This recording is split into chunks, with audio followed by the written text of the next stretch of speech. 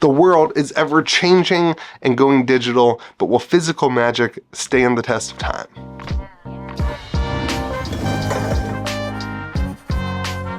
Well, what is going on, everyone? Welcome back to Kitchen Table TCG. My name is Louie. I hope you're having yourself a fantastic day. Thank you so much to all the new subscribers. We just hit 30,000 subs today. I'm super thankful for that. Everyone can hop into the Discord server as well, where we can hang out and chat about all things TCGs. Speaking of digital worlds, I want to get into an idea today, comparing and just discussing the future of Magic the Gathering or card games as things continue to go digital. I was kind of thinking through this. I got an alpha counterspell traded into the store the other day, and I kind of had this idea of like, why do people still care about physical cards when we know that everything is moving digital? And the Hasbro earnings reports this past week, it shows that the vast growth of the companies is all happening digital, and we all probably knew that and understood that and thought about that. But when things are growing digitally, why do we still care about physical, and why do we still believe in it? And why do I believe in it? Because I do. Look, I've got a bunch of cards here. These are all reserve list things. Why do I still care about Grim Monoliths if I believe that everything is also moving and growing digitally? And so I want to get into it. I want to hear your comments in the comment section as well. First and foremost, I don't fully believe that the average Magic the Gathering player cares about digital Magic the Gathering.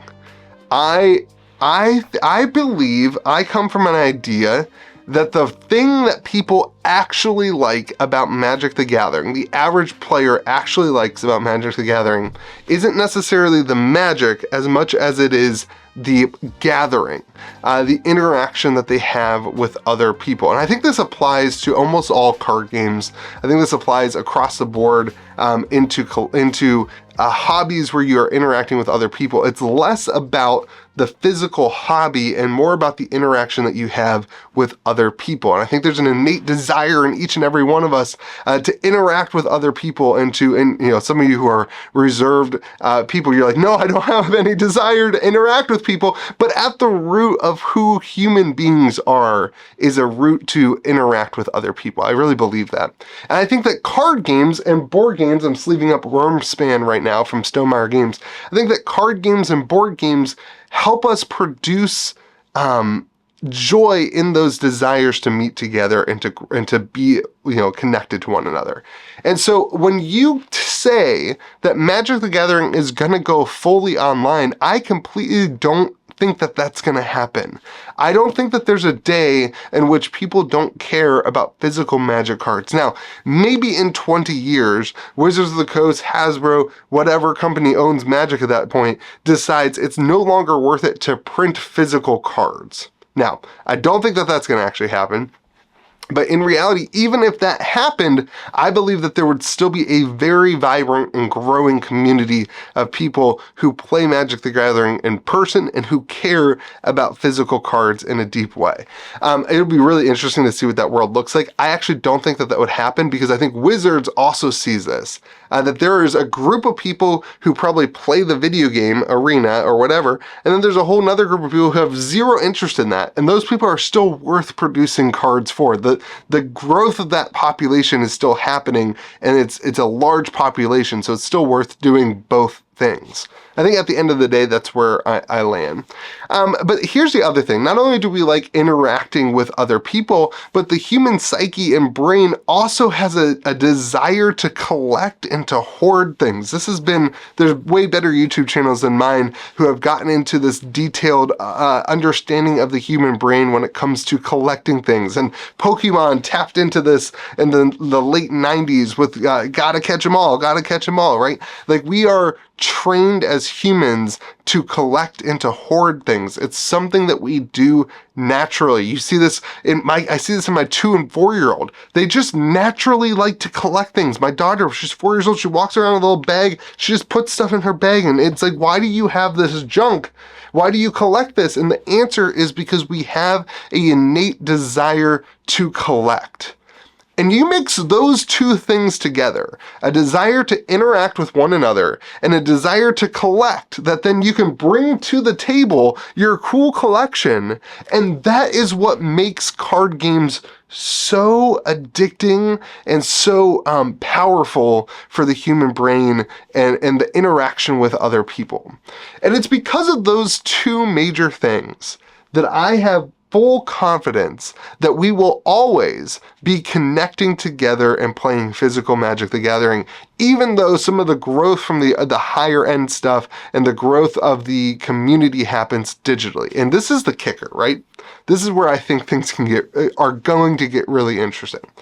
As technology grows and as our ability to produce, or as the company's abilities to produce gameplay online grows, it becomes easier for other people to interact with the game. I think Magic Arena is a prime example of this. It is now easier than ever before for somebody to learn how to play Magic the Gathering.